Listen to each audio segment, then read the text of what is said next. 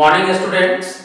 आज के लेक्चर में हम लोग वेरिएबल सेपरेबल मेथड पे जो क्वेश्चन बच गया था एक्सरसाइज 19B में उसको कंप्लीट करते हैं। 30 तक आप लोग को पिछले लेक्चर में कंप्लीट करवा दिए थे। देखिए 31 cos x dy by dx plus cos 2x equal to cos 3x। सबसे पहले cos x dy by dx equal to cos 3x plus इधर जाएगा तो माइनस cos 2x। तो dy by dx बराबर cos x से डिवाइड हो जाएगा।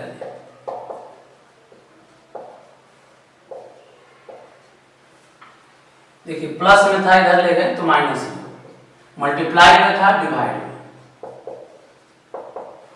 अब देखिए cos 2x ये cos 3x है, cos 2x है, तो पहले cos 3x का फॉर्मूला बताइए। 4 cos cube x minus 3 cos x। cos 2x का फॉर्मूला होता है 2 cos square x minus 1 whole divided by cos x। तो dy बराबर, अब सेपरेट डिवीजन कर लीजिए, तो 4 cos square x 3 plus 2 cos x 1 by cos sec x हो जाएगा। dx इधर चला गया, इंटीग्रेशन अगले लाइन में। पहले क्या किए हम लोग, वेरिएबल को सेपरेट कर लिए।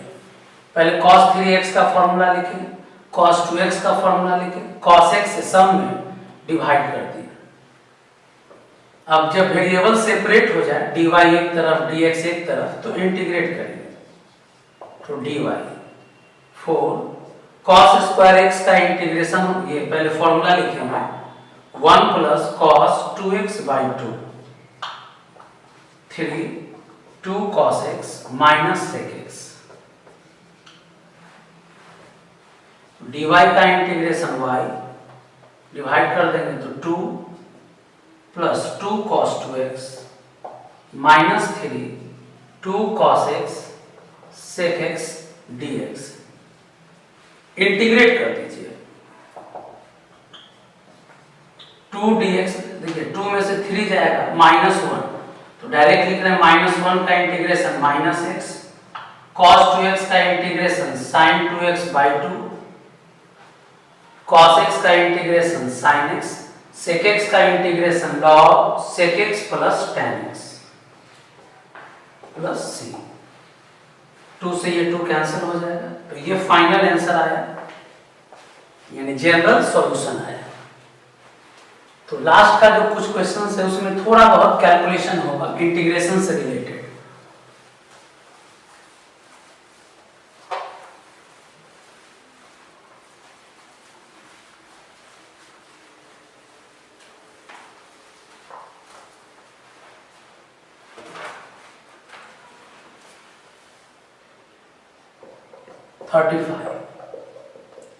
sin cube x dx minus sin y dy equal to 0।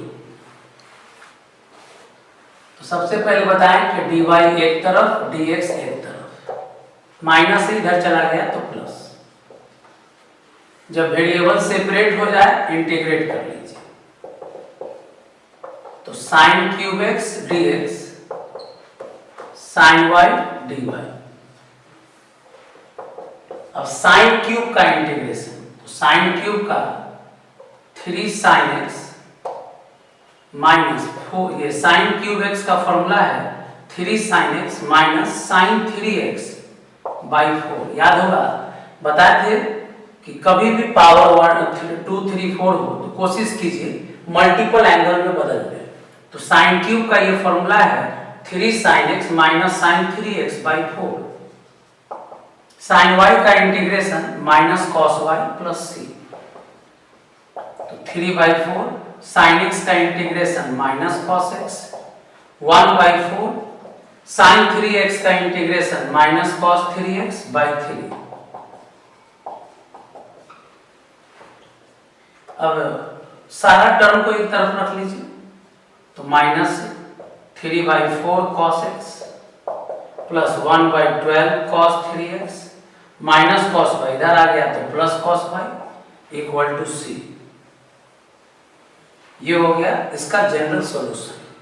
तो देखिए थोड़ा सा इंटीग्रेशन में अब कैलकुलेशन बढ़ गया है। पिछले लेक्चर में मैक्सिमम क्वेश्चन में देखे थे हम लोग कि इंटीग्रेशन आसान था, डायरेक्ट फॉर्मूला पे या प्रोसेस पे सेट होता था।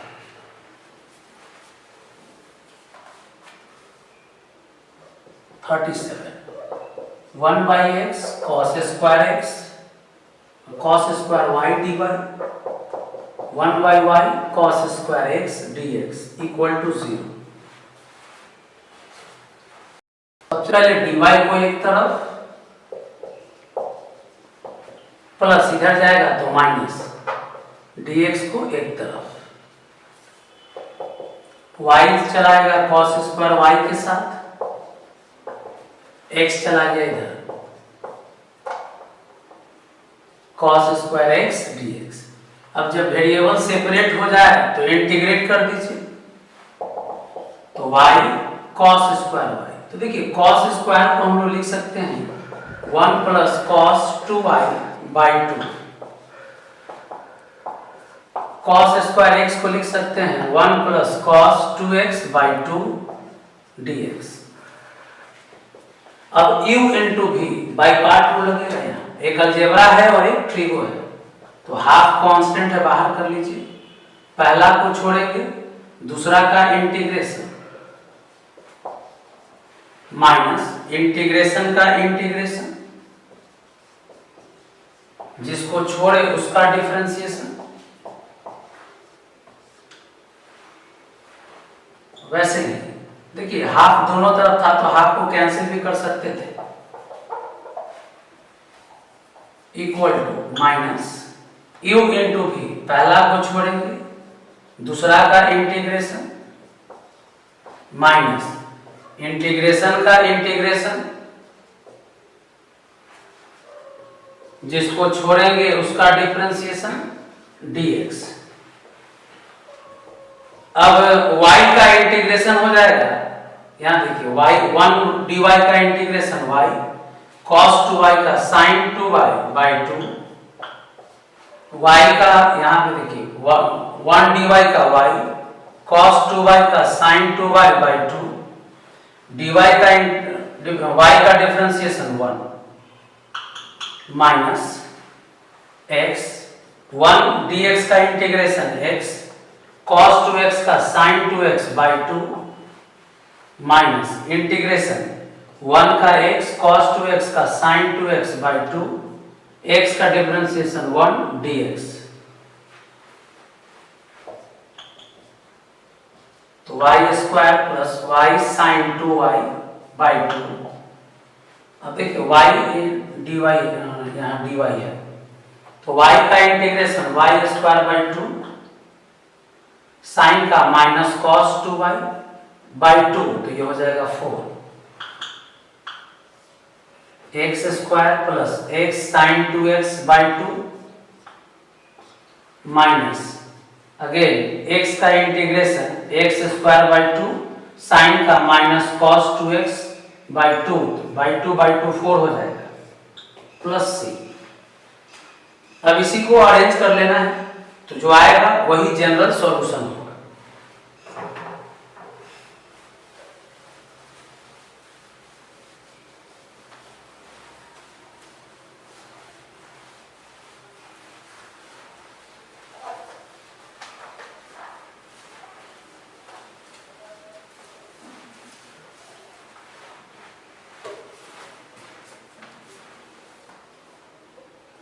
देखिए क्वेश्चन है 40, इंपॉर्टेंट भी है।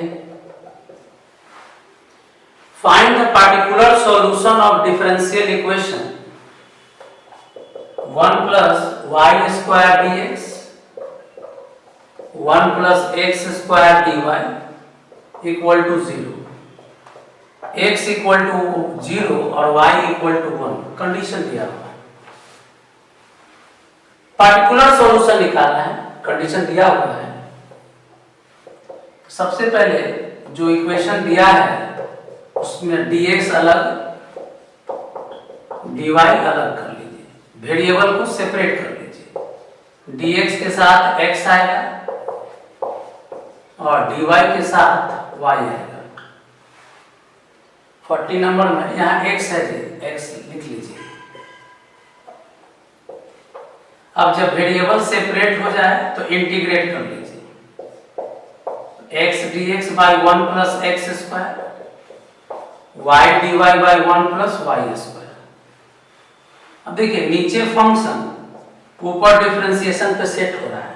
1 का 0, एक्स स्क्वायर का 2x डिफरेंशिएशन, तो 2 से मल्टीप्लाई और 2 से डिवाइड कर दीजिए। यहां भी 2 से मल्टीप्लाई और 2 से डिवाइड कर दीजिए। ये 2 दोनों तरफ है, मैनेज हो गया। नीचे फंक्शन ऊपर डिफरेंशिएशन, तो लिखेंगे लॉग ऑफ फंक्शन। नीचे फंक्शन ऊपर डिफरेंशिएशन, तो लिखेंगे log of function plus log c. देखिए हर टर्म में लॉग आता है तभी हम लोग लॉग यूज करते हैं।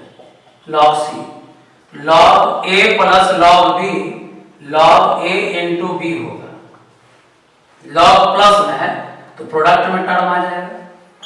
लॉग दोनों तरफ है तो 1 plus X square equal to C times 1 plus Y square. ये हो गया जनरल सॉल्यूशन। लेकिन यहाँ क्वेश्चन में कंडीशन दिया हुआ है, पूछा भी है पार्टिकुलर सॉल्यूशन। तो लिखेंगे कि जब x 0 है तो y का वैल्यू 1 होगा, तो x की जगह 0 डाल दीजिए। 1 प्लस 1, तो c का वैल्यू 1/2 होगा। तो यहाँ लिखेंगे therefore particular solution is 1 plus X square C times 1 plus Y square. ये फाइनल आंसर होगा।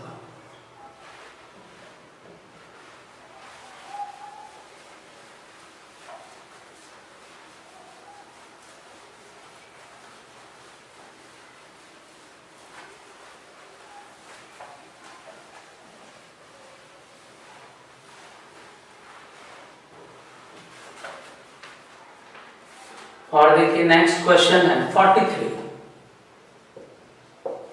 ये सब सीबीएसई बोर्ड में आया हुआ क्वेश्चन।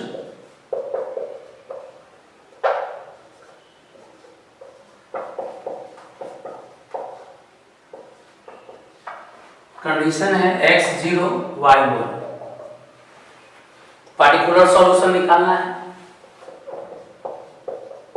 तो पहले dy एक तरफ और dx एक तरफ। अब dx के तरफ x ले आइए और dy के साइड में y चला जाएगा। x इधर आ गया और y वाला टर्म को इधर भेज दिए। इंटीग्रेट करिए, जब भी वेरिएबल सेपरेट हो जाए इंटीग्रेट कर देंगे। तो x e पे power x dx minus y 1 minus Y square dy। यहां इंटीग्रेशन में u इंटू भी लगाएंगे। पहला को छोड़ेंगे, दूसरा का इंटीग्रेशन माइनस इंटीग्रेशन का इंटीग्रेशन, जिसको छोड़े उसका डिफरेंशिएशन dx। अब यहां पे देखिए y स्क्वायर का डिफरेंशिएशन 2y होता है, तो यहां 1 का डिफरेंशिएशन तो 0 होगा और y स्क्वायर का 2y यानी माइनस 2y चाहिए ऊपर। तो पहले माइनस 2y dy ऊपर दे दीजिए। अब माइनस 2 से ऊपर मल्टीप्लाई किए तो माइनस 2 से नीचे डिवाइड भी मल्टीप्लाई कर देंगे।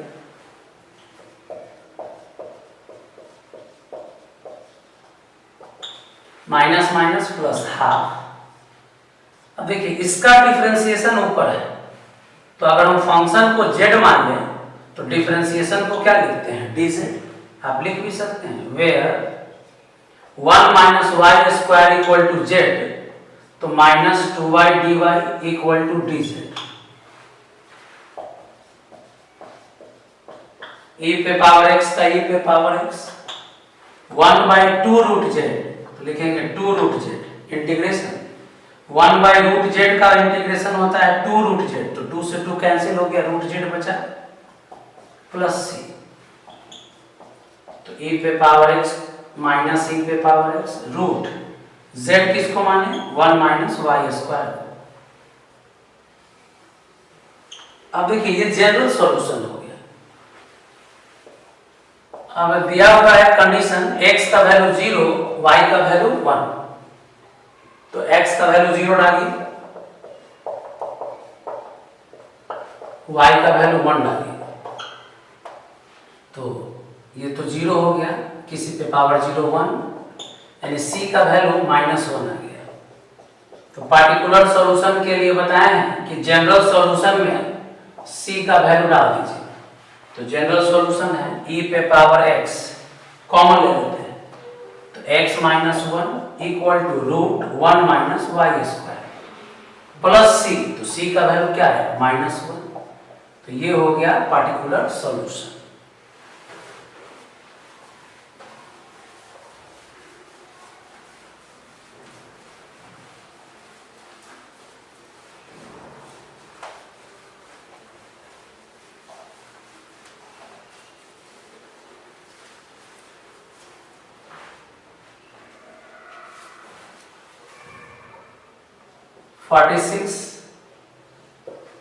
x plus 1 dy by dx 2xy y2 equal to 3।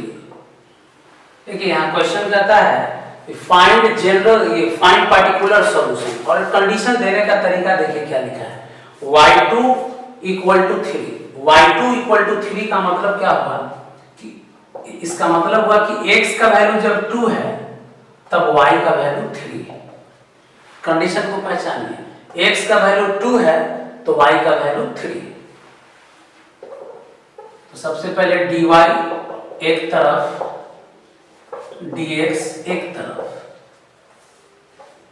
अब dy के साथ y होना चाहिए और dx के साथ x होना चाहिए। वेरिएबल जब सेपरेट हो जाए इंटीग्रेट कर दीजिए, तो dy बाई y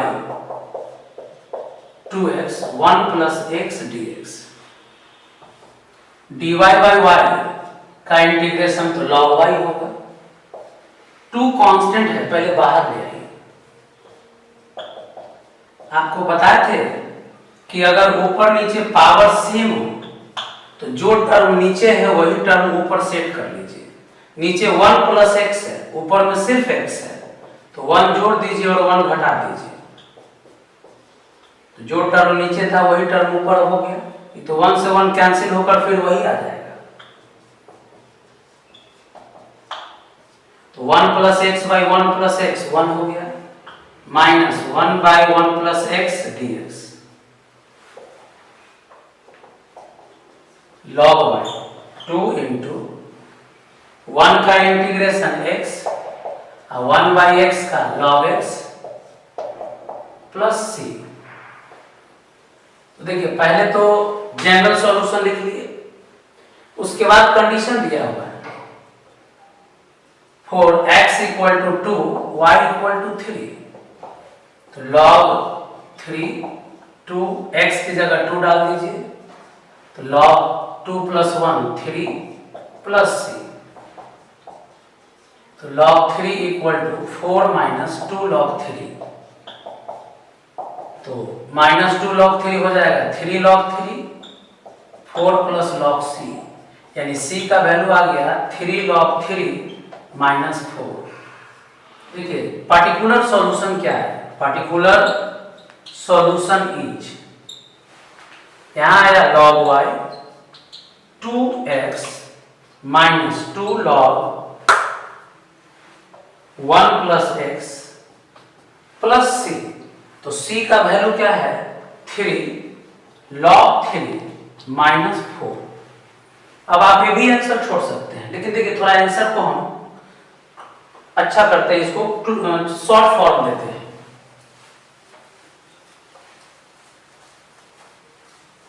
आंसर यहां तक भी छोड़ सकते हैं, लेकिन कभी कभी कहता है प्रूव कीजिए, तो प्रूवमेंट के समय थोड़ा सा कैलकुलेशन बढ़ जाएगा। ध्यान दीजिएगा log y है 2x यहाँ लिख सकते हैं log e, पढ़े हैं log e का वैल्यू 1 होता है, minus 2 log 1 plus x 3 log 3। देखिए log 3 को लिख सकते हैं log 3 पे पावर 3 माइनस 4 log, सिर्फ यहाँ 4 है, 4 के बगल में 1 है और log e का वैल्यू 1 होता है। तो क्या किए कि जहां log नहीं था वहां log e ले लिए हैं। याद रखिएगा log e का वैल्यू 1 होता है।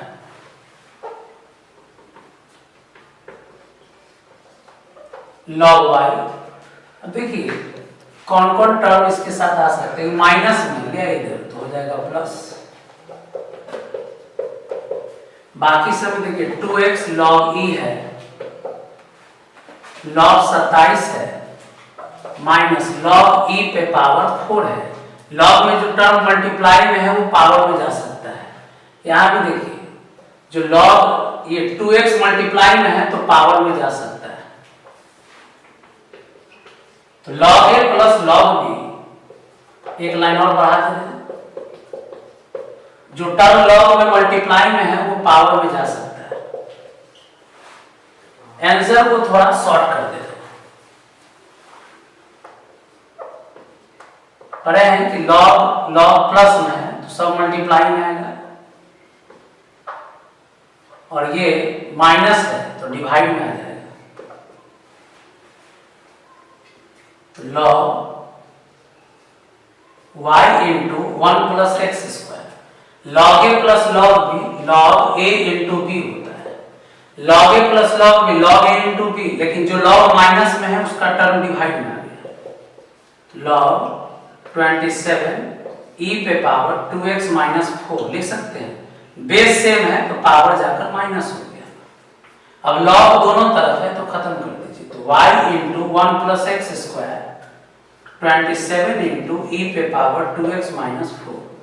तो ये थोड़ा जो आंसर आया वो ज्यादा देखने में अच्छा लग रहा है। तो हो सकता है कि क्वेश्चन कहे कि प्रूफ करो इतना होगा, तो पहले आप पार्टिकुलर सॉल्यूशन निकाल लीजिए। अब देखिए हम आंसर में देखिए log वाला टर्म नहीं है, तो log वाला टर्म तभी हट पाएगा जब हर टर्म log में होगा। तो जहां कोई नंबर आ जाए और log में बदलना हो तो उस नंबर के साथ log e ले लीजिए, log e का वैल्यू 1 होता है। बाकी जो टर्म मल्टीप्लाई में था वो पावर में चला गया, और log जो प्लस में था मल्टीप्लाई में टर्म आएगा, जो माइनस में था डिवाइड में टर्म आएगा। दोनों तरफ का log कैंसिल हो गया, तो जो टर्म आया यही इसका पार्टिकुलर सॉल्यूशन होगा।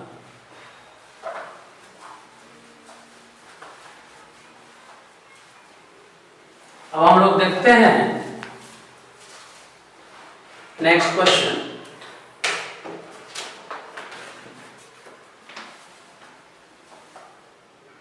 देखिए 50 dy by dx equal to y square tan 2x, y equal to 2 है, x इक्वल टू 0 है। कहता है कि पार्टिकुलर सॉल्यूशन लिखिए, तो पहले dy के साथ y आना चाहिए पूरा, और tan 2x चला गया dx के साथ। dy एक तरफ है, dx एक तरफ है। जैसे ही वेरिएबल सेपरेट हो जाए तो इंटीग्रेट कर लीजिए।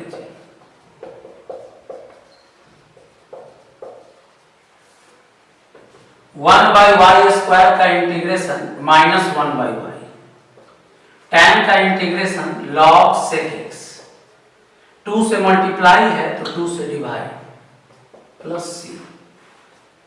तो देखिए ये हुआ जनरल सॉल्यूशन, लेकिन पार्टिकुलर सॉल्यूशन में बदलने के लिए जो कंडीशन है x का वैल्यू 0 और y का वैल्यू 2 यहां डालिए।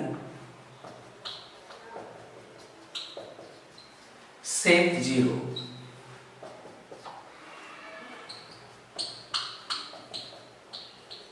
sec 0 का वैल्यू 1 होता है और log 1 का वैल्यू 0 होता है, तो c का वैल्यू आ गया माइनस हाफ। तो लिखेंगे therefore particular solution is -1 by Y half log sec 2x, c का वैल्यू आ गया माइनस हाफ। तो माइनस इधर ले आइए, तो 1/2 minus 1/y equal to half log sec 2x।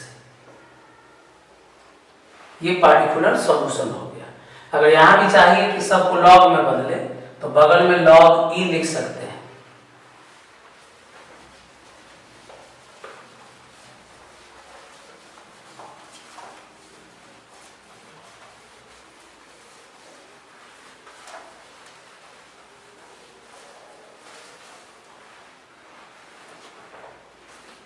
अब देखिए कुछ वर्ड प्रॉब्लम है, तो वर्ड प्रॉब्लम को अब समझते हैं हम लोग। क्वेश्चन नंबर 53,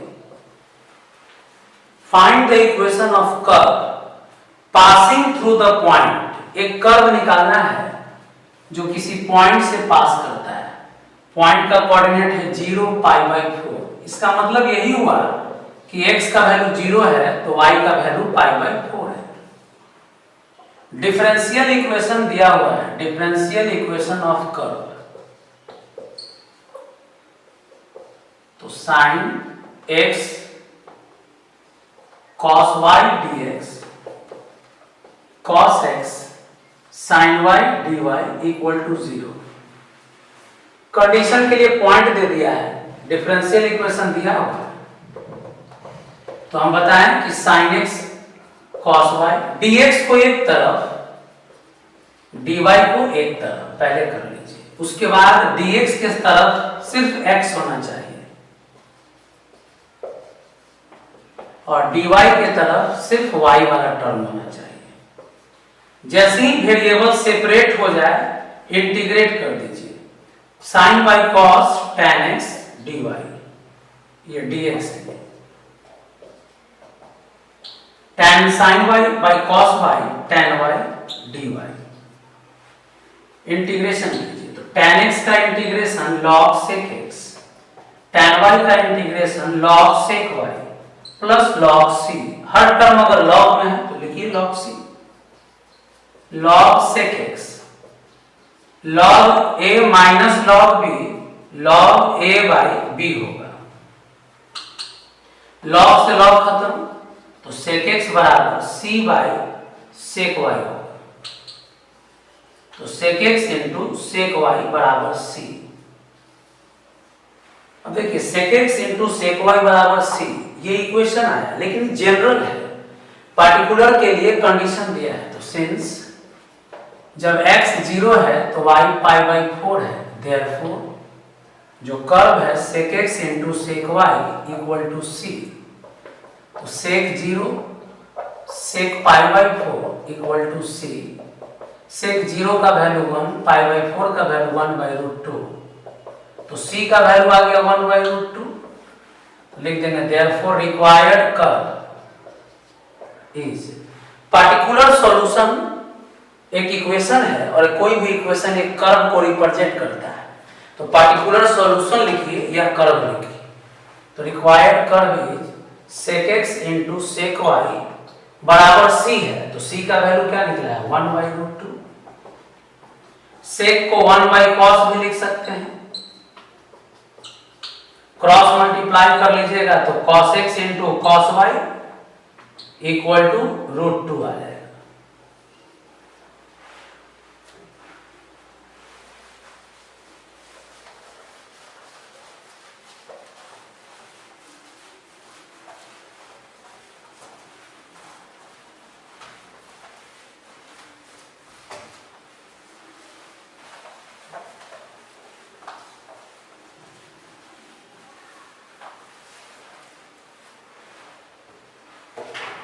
नेक्स्ट क्वेश्चन देखिए 55। A curve passes through the point 0 - 2। देखिए किसी कर्व पर एक पॉइंट दे दिया 0 - 2। इसका मतलब हुआ कि x का वैल्यू 0 है, y का वैल्यू -2 है। At any point x y, product of slope of tangent and y coordinate is equal to x coordinate। देखिए according to question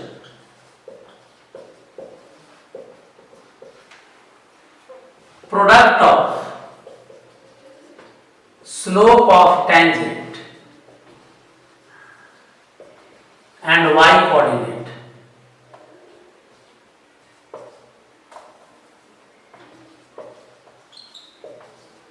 is equal to X coordinate, ऐसा लाइन लिखा है। तो कहता है कि find the equation of curve.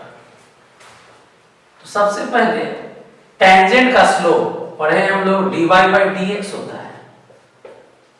Tangent का slope dy by dx होता है, नॉर्मल का slope minus dx by dy होता है। तो टेंजेंट का स्लोप dy बाई dx हुआ, y coordinate slope of tangent और y कोऑर्डिनेट का प्रोडक्ट किसके बराबर है? x कोऑर्डिनेट के बराबर है। तो ये डिफरेंशियल इक्वेशन में रिलेशन ये दिया हुआ है कोऑर्डिनेट के टर्म में। तो dy की तरफ y रहेगा और dx के साथ x चला गया। वेरिएबल जब सेपरेट हो जाए तो इंटीग्रेट कर दीजिए, y dy बराबर x dx। तो y का integration y square by 2, x का इंटीग्रेशन x स्क्वायर बाई 2। अब हर जगह बाई 2 है तो कांस्टेंट c बाई 2 ले लेते हैं। ऐसा इसलिए किए इस बाई 2 खत्म हो जाए। तो एक डिफरेंशियल इक्वेशन को जब सॉल्व किए तो इक्वेशन आया, जनरल सॉल्यूशन आया। लेकिन यहाँ कंडीशन दिया हुआ है कि x का वैल्यू 0 है और y का वैल्यू -2 है। दिया हुआ कंडीशन पॉइंट x0 y -2। तो अब इस कर्व पर वैल्यू डाल दीजिए, y का वैल्यू -2, x का वैल्यू 0, तो c का वैल्यू आ गया 4। तो जब या तो पार्टिकुलर सॉल्यूशन बोलेगा तो पार्टिकुलर सॉल्यूशन लिखिएगा, कर्व का इक्वेशन पूछेगा तो कर्व लिखिएगा, रिक्वायर्ड कर्व y स्क्वायर बराबर x स्क्वायर प्लस c है तो c का वैल्यू 4 देख सकते हैं। y स्क्वायर बराबर x स्क्वायर प्लस c तो c का वैल्यू 4 डाल दीजिए। तो y square minus x square बराबर 4। ये हो गया required curve.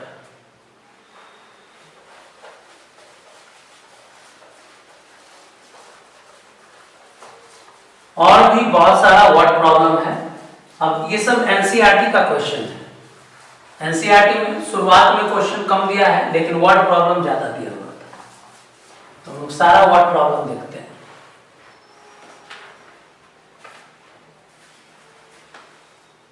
Question number 56, a curve is passing through a point -2 1। एक कर्व पर एक पॉइंट दे दिया है -2 1। इसका मतलब हुआ कि x का वैल्यू -2 है तो y का वैल्यू 1 है। And at any point xy, अब कर्व पर एक और पॉइंट दे दिया है xy। लिखा है slope of tangent is twice the slope of line segment joining the point of contact to the point -4 -3। अब एक और पॉइंट दे दिया है -4 -3। पॉइंट ऑफ कांटेक्ट जहां पे टेंजेंट खींचते हैं उस पॉइंट को पॉइंट ऑफ कांटेक्ट कहते हैं। और इसको मिलाने के लिए कहा इकॉर्ड हो गया। अब क्वेश्चन कहा है अकॉर्डिंग टू क्वेश्चन। पहले देखिए कर्व पर एक पॉइंट दिया हुआ है और एक पॉइंट वेरिएबल है जहां पर टेंजेंट खींचा गया है। तो कहा है कि जो टेंजेंट का स्लोप है इस कॉर्ड के स्लोप का डबल है। Slope of tangent is double the slope of cord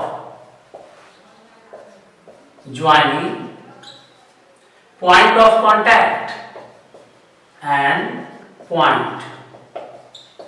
question में ये बात लिखा है कि जो टेंजेंट का स्लोप है तो टेंजेंट का स्लोप dy बाई dx देता है और कॉर्ड का स्लोप, तो देखिए दो पॉइंट अगर पता है तो स्लोप का फॉर्मूला होता है y2 minus y1 by x2 minus x1, y2 minus y1 by x2 minus x1।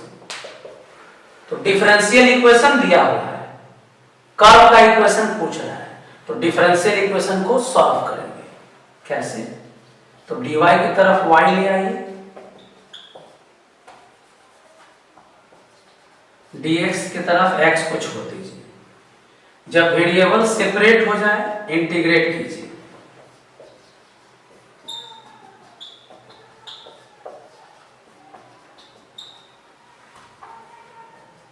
One by y का integration log y, one by x का integration log x plus log c, सब log में है इसलिए यहां log c लिख दिए। तो log y plus 3 minus log c को इधर ले आइए, 2 लॉग एक्स प्लस 4 को इधर छोड़ दीजिए। पढ़े हैं log A minus log B log A by B होता है। लॉग में अगर कोई नंबर मल्टीप्लाई में है तो पावर में चला जाता है, ये पावर में चला गया। अब लॉग दोनों तरफ है, खत्म कर दीजिए। तो लिख सकते हैं y प्लस 3 बराबर c इंटू एक्स प्लस 4 का स्क्वायर। ये आ गया जनरल सॉल्यूशन। तो इस कर्व का अभी जनरल सॉल्यूशन है, बहुत सारे, इसको फैमिली ऑफ कर्व भी बोलते हैं। जिसमें c रहता हो उसको फैमिली ऑफ कर्व भी बोल सकते हैं। लेकिन एक कंडीशन दिया हुआ है, पॉइंट x का वैल्यू -2 है तो y का वैल्यू 1 है। तो बताइए जो कर्व दिया हुआ है इस कर्व में y की जगह 1 डाल दीजिए और x की जगह -2 डालिए। तो 4 इक्वल टू c, 2 का स्क्वायर 4 होगा, 4 से 4 कैंसिल हो जाएगा तो c का वैल्यू 1 आ गया। तो लिखेंगे रिक्वायर्ड कर्व। जब आपसे पार्टिकुलर सॉल्यूशन पूछे तो पार्टिकुलर सॉल्यूशन लिखिए, कर्व का इक्वेशन पूछ रहा है तो कर्व का इक्वेशन लिखिए रिक्वायर्ड कर्व y प्लस 3 बराबर x प्लस 4 का होल स्क्वायर। c का वैल्यू 1 पुट कर दिए, नोट कर लीजिए।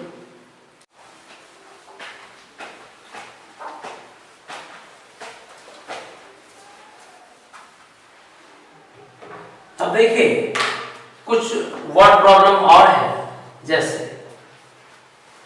57 बैंक। देखिए बैंक का कहानी लिखा है, principal amount increases at rate of R% पर year, find the value of R if 100 rupees double it self in 10 year. Rate of interest बताना है कि कोई भी प्रिंसिपल अमाउंट 10 साल में दुगना हो जाए। तो इसमें 2-3 चीज दिया है। रेट ऑफ इंटरेस्ट R% है, log 2 बेस e का वैल्यू भी दे दिया है और लिखा है कि कोई अमाउंट है शुरुआत में, इनिशियल अमाउंट 100 रुपीज है, तो आफ्टर 10 ईयर फाइनल अमाउंट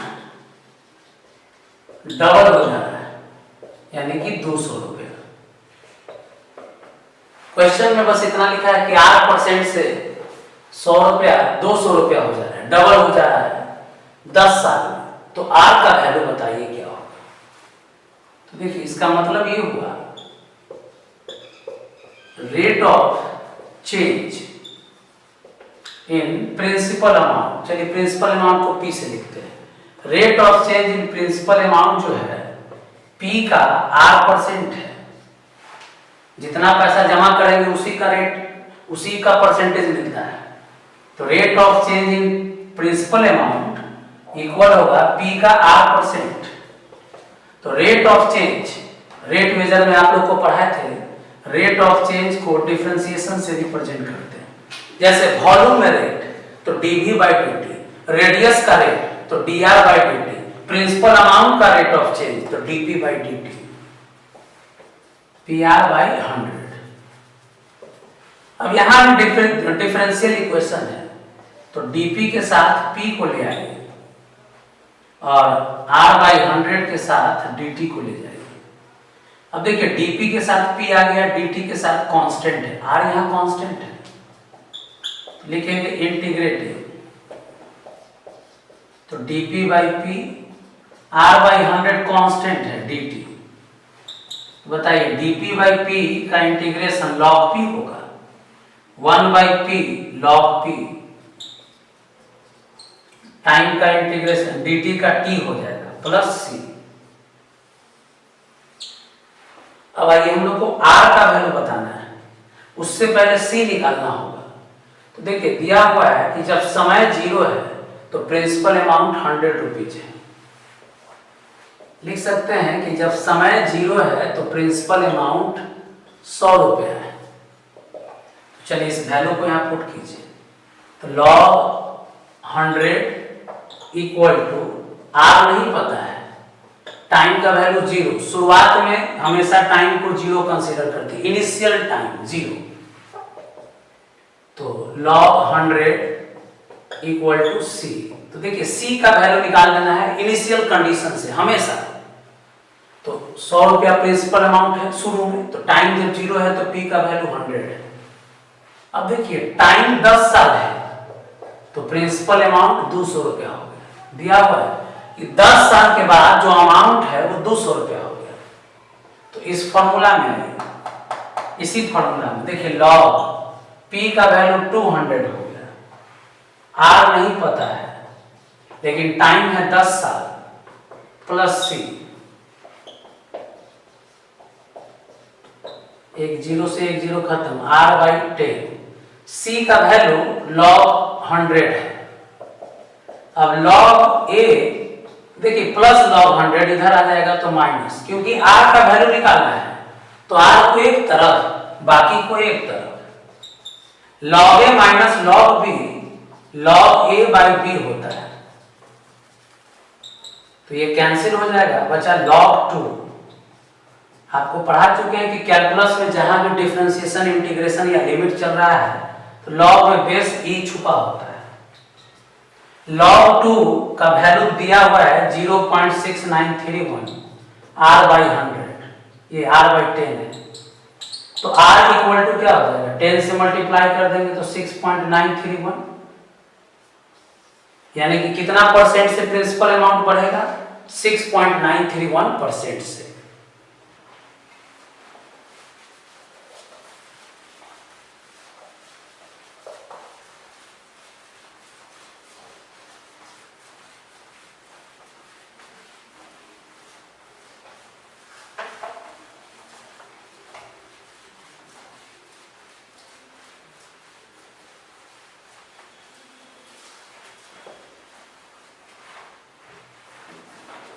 एक और क्वेश्चन देखिए 59, the volume of a spherical balloon being inflated changes at constant rate if initially its radius is 3 unit, after 3 seconds it is 6 unit, तो find the radius of balloon after t second। अब देखिए यहाँ किसी balloon में मान लीजिए हवा भरा जा रहा है, वॉल्यूम बढ़ाया जा रहा है, तो मान के चलिए हवा भरा जा रहा है, तो जिस रेट से हवा भरेंगे उस रेट से उसका वॉल्यूम भी बढ़ेगा, उसी के कॉरस्पॉन्डिंग रेडियस में भी चेंज होगा। तो यहाँ लिखा है कि बलून का जो वॉल्यूम कांस्टेंट रेट से बढ़ रहा है। देखिए लिखेंगे since rate of change in volume of balloon is constant. देखिए दिया हुआ है कि rate of change of volume of balloon is constant, तो रेट ऑफ चेंज वॉल्यूम का तो बताए थे dv/dt, जिसका रेट निकालना हो उसका डिफरेंशिएशन टाइम के रिस्पेक्ट में कांस्टेंट। अब बताइए dv/dt हम लोग को बात करना है रेडियस में, यहाँ दिया है वॉल्यूम, तो बलून स्फीयर है तो वॉल्यूम का फॉर्मूला लगाएंगे 4/3 पाई आर क्यूब कांस्टेंट, तो 4/3 पाई कांस्टेंट है, आर क्यूब का डिफरेंशिएशन 3r² dr/dt, कांस्टेंट को बाहर कर लिए, आर क्यूब का differentiation 3r² dr/dt equal to constant 3 खत्म 4πr² dr/dt बराबर कांस्टेंट। एक चीज बता दें, dr² dr/dt बराबर कांस्टेंट बाय 4π भी लिख सकते हैं।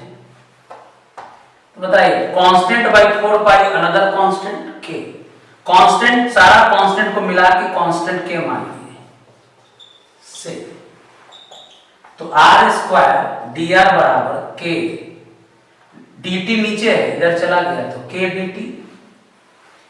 क्यों पहले वॉल्यूम से रेडियस में रिलेशन है? क्योंकि यहां सारा डेटा रेडियस का दिया हुआ है और फॉर्मूला भी लास्ट में रेडियस का ही पूछा है। तो लिखेंगे इंटीग्रेटिंग r² dr बराबर k dt, तो r² का इंटीग्रेशन r³ k, dt का इंटीग्रेशन t। अब यहां से कांस्टेंट आएगा c, कभी भी इंटीग्रेशन करेंगे तो कांस्टेंट लिखेंगे, तो r³ बराबर 3 टाइम्स kt प्लस 3c। तो देखिए रेडियस का फॉर्मूला लिख दिए पहले, जो आया 3 से मल्टीप्लाई करके। क्वेश्चन भी यही पूछा है कि रेडियस का वैल्यू बताइए टाइम t पर, तो रेडियस का वैल्यू टाइम t पर है, लेकिन इसमें दो टर्म अननोन है जो हम लोग इंट्रोड्यूस किए हैं, एक कांस्टेंट k है और दूसरा कांस्टेंट c है जो इंटीग्रेशन के समय आया। तो ये फॉर्मूला तभी कंप्लीट होगा जब k और c का वैल्यू बता देंगे। तो देखिए कैसे बताएंगे k और c का वैल्यू, तो इधर मिटाना पड़ेगा।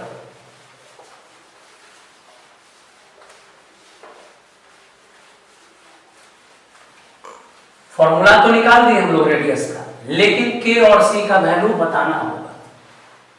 तो देखिए कंडीशन दिया हुआ है क्वेश्चन में, अकॉर्डिंग टू क्वेश्चन। क्या क्वेश्चन कहा है? देखिए जब समय 0 है तो रेडियस 3 यूनिट है। फिर कहा है कि जब समय 3 सेकंड हो गया तो रेडियस 6 यूनिट है। ये दो डेटा दिया हुआ है। समय 0, इनिशियल रेडियस है 3 यूनिट और 3 सेकंड के बाद रेडियस है 6 यूनिट। तो चलिए पहले फॉर्मूला आपको पता है, r³ बराबर 3kt प्लस c 3c। तो रेडियस का वैल्यू 3 डालेंगे तो 27, k नहीं पता है, टाइम यहाँ 0 है, तो आप यहाँ देखिए 27 बराबर 3c, तो बताइए c बराबर 9 आ गया। तो पहला कंडीशन से c निकल गया। एक और कंडीशन है कि जब समय 3 यूनिट है तो ये 3 सेकंड है तो रेडियस 6 यूनिट हो गया। तो फिर से फॉर्मूला में चलिए, r का वैल्यू 6 डालेंगे तो 6 का क्यूब 216, 3k, t का वैल्यू 3, c का वैल्यू 9 पहले ही निकाल चुके हैं, तो 216, 27k sorry 9k plus 27 plus 27 इधर ले आकर माइनस कर लीजिए। तो बताइए 9k 16 में से 7 जाएगा 9, 16 में से 7 गया 9, 10 में से 2 जाएगा 8, 1, तो k बराबर 21। तो देखिए c निकल गया, k निकल गया, लेकिन हम लोग से तो पूछा है कि रेडियस का फॉर्मूला बताइए टाइम t के लिए। तो देखिए रेडियस का फॉर्मूला जो आया है, फॉर्मूला टाइम पर ही बेस्ड है, लेकिन इसमें दो अननोन कांस्टेंट था, तो दोनों का वैल्यू डाल देंगे। k का वैल्यू 21 आया और c का वैल्यू 9 आया, तो लिख दीजिए r³ बराबर 63t प्लस 27। तो रेडियस पूछा है तो पावर 3 है, इधर जाएगा तो पावर 1/3 हो जाएगा। तो रेडियस का फॉर्मूला निकल गया आफ्टर टाइम t के लिए।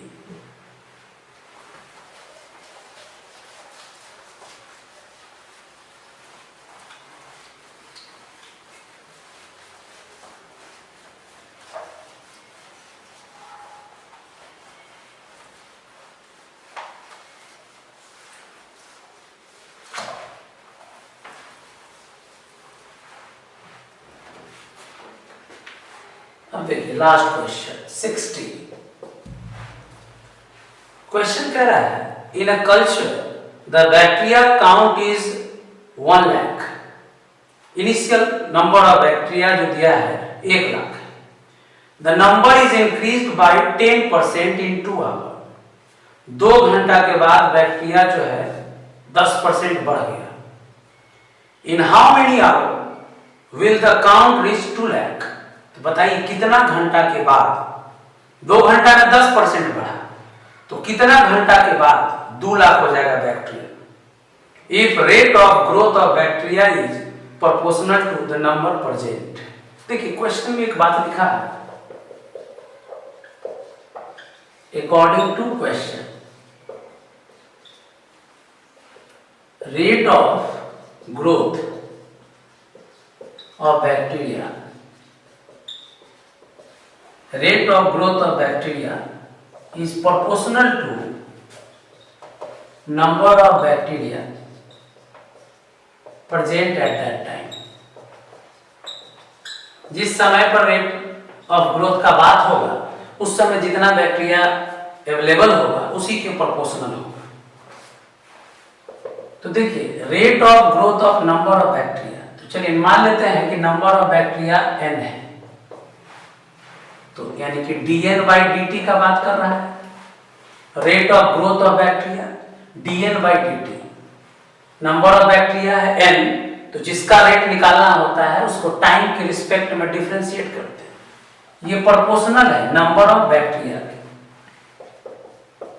तो पढ़े हैं प्रोपोर्शनल का साइन जब हटाएंगे तो एक कांस्टेंट आएगा, मान लेते हैं कि where k is proportional constant ना, dn के नीचे n ले आइए और k dt को अलग कर लीजिए। वेरिएबल जब सेपरेट हो जाए तो इंटीग्रेट कीजिए, तो dn/n k dt। देखिए क्वेश्चन में क्या कहा कि rate of growth of bacteria, तो जिसका रेट निकालना हो यानी उसका डिफरेंशिएशन है। तो मान लीजिए कि नंबर ऑफ बैक्टीरिया n है, यानी n का डिफरेंशिएशन टाइम के रिस्पेक्ट में dn/dt प्रोपोर्शनल है number of bacteria present at that time यानी n के। प्रोपोर्शनल का साइन हटा दिए तो कांस्टेंट आ गया। अब डिफरेंशिएशन को खत्म करना है तो इंटीग्रेट करेंगे। कैसे? तो वेरिएबल को सेपरेट करके dn के साथ n आ गया, dt अपना अलग हो गया। 1/n का integration log n k, dt का इंटीग्रेशन t प्लस c। जब भी इंटीग्रेट करेंगे तो एक कांस्टेंट आएगा। तो पहले क्वेश्चन में जो रिलेशन दिया था उस रिलेशन से एक इक्वेशन तैयार किए, log n बराबर kt plus c, log n बराबर kt प्लस c। अब ये इक्वेशन कब कंप्लीट होगा? जब k का वैल्यू पता होगा, c का वैल्यू पता होगा। तो देखिए कैसे वैल्यू निकलेगा। तो अब क्वेश्चन में देखिए कुछ कंडीशन दिया हुआ है।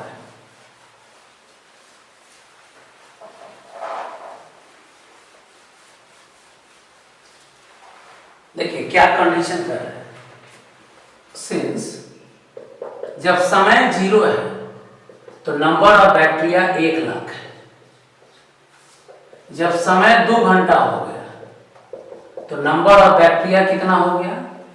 10% बढ़ गया, यानी 1 लाख का 10% बढ़ गया, तो 10/100 लिखेंगे। तो 0 से 0, 1 0 से 1 0 खत्म, तो कितना हो जाएगा? 1,10,000। क्वेश्चन फिर कहा कि कितना देर के बाद नंबर ऑफ बैक्टीरिया 2 लाख हो जाएगा। क्वेश्चन समझिएगा, बस यही 3 चीज। शुरू में बैक्टीरिया 1 लाख है, 2 घंटा के बाद 1,10,000 हो गया, तो कहता है कितना देर के बाद बैक्टीरिया 2 लाख हो जाएगा। तो जो फॉर्मूला आया है इसी फॉर्मूला से काम कीजिए पहले हर कंडीशन के लिए। तो देखिए जब समय 0 है तो नंबर ऑफ बैक्टीरिया 1 लाख है, तो यहां डालिए वैल्यू, log n का वैल्यू 1 लाख, k t का value 0 plus c, log 1 lakh equal to c। तो देखिए c का वैल्यू निकल गया log 1 लाख। लेकिन हम लोग को टाइम का वैल्यू बताना है, तो टाइम का वैल्यू तभी बता पाएंगे जब दोनों कांस्टेंट पता कर लेंगे। तो पहले सी निकालिए। देखिए पहला कांस्टेंट जब यूज किए, पहला कंडीशन, तो सी निकल गया ना। 2 घंटा के बाद नंबर ऑफ बैक्टीरिया 1,10,000 है। तो इसी फॉर्मूला में देखिए, फॉर्मूला क्या है, log n बराबर kt प्लस सी। तो n का वैल्यू कितना है, 1,10,000। k नहीं पता है, टाइम है 2 घंटा, c का वैल्यू है log 1,00,000। log 1,10,000 ये प्लस log 1,00,000 इधर आ जाएगा तो माइनस 1,00,000। 1,00,000 को 10 पे पावर 5 भी लिख सकते हैं, लिख लीजिएगा 2k। पढ़े हैं कि log a minus log b log a by b होता है, इक्वल टू 2k। तो देखिए 4 0 से 4 0 तो कैंसिल हो गया, 2 मल्टीप्लाई में है तो डिवाइड में आ गया।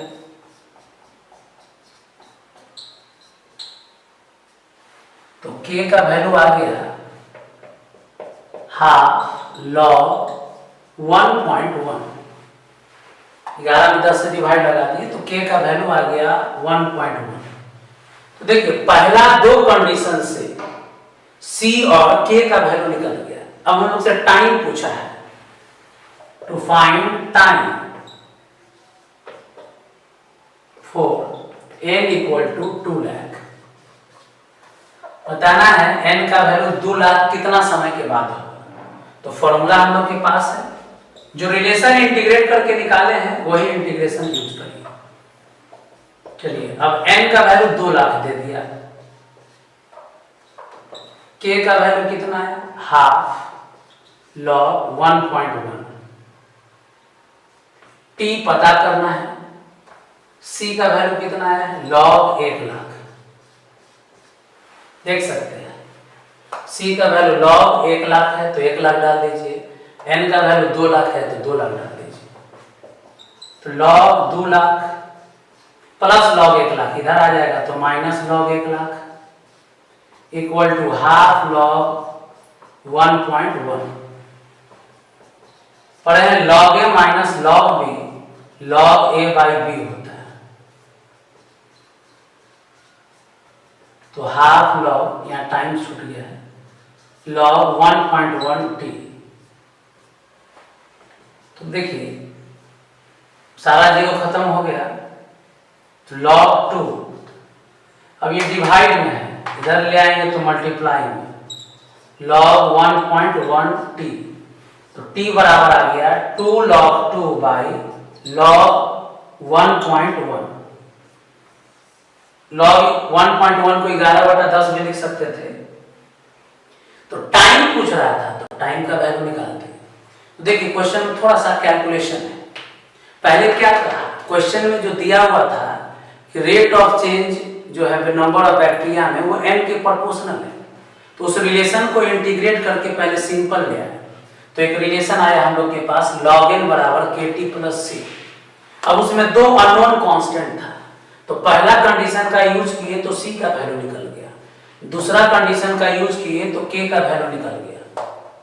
अब उसके बाद जो कंडीशन है उससे कहा कि नंबर ऑफ बैक्टीरिया 2 लाख कितना देर के बाद होगा, यानी टाइम पूछा, n का वैल्यू दे दिया तो n का वैल्यू डाल दिए, k का वैल्यू डाल दिए, c का वैल्यू डाल दिए और टाइम का वैल्यू निकाल दिए। तो लास्ट का 2-3 क्वेश्चन वर्ड प्रॉब्लम है, तो खुद से एक बार जरूर प्रैक्टिस कर लीजिएगा। तो आज के लेक्चर में आप लोग को बताएं कि वेरिएबल सेपरेबल मेथड से कैसे डिफरेंशियल इक्वेशन को इंटीग्रेट करके जनरल सॉल्यूशन निकालते हैं, पार्टिकुलर सॉल्यूशन निकालते हैं, या कुछ वर्ड प्रॉब्लम को कैसे सॉल्व करेंगे। ये सारा क्वेश्चन जो लास्ट में बताया वो सब एनसीईआरटी में भी है, तो भरपूर एक बार प्रैक्टिस कर लीजिएगा क्योंकि इससे क्वेश्चन आता ही है। तो आज के लेक्चर में आपका एक मेथड खत्म किए, वेरिएबल सेपरेबल मेथड। अगले लेक्चर में हम लोग नेक्स्ट मेथड सीखेंगे। आज के लेक्चर में इतना ही।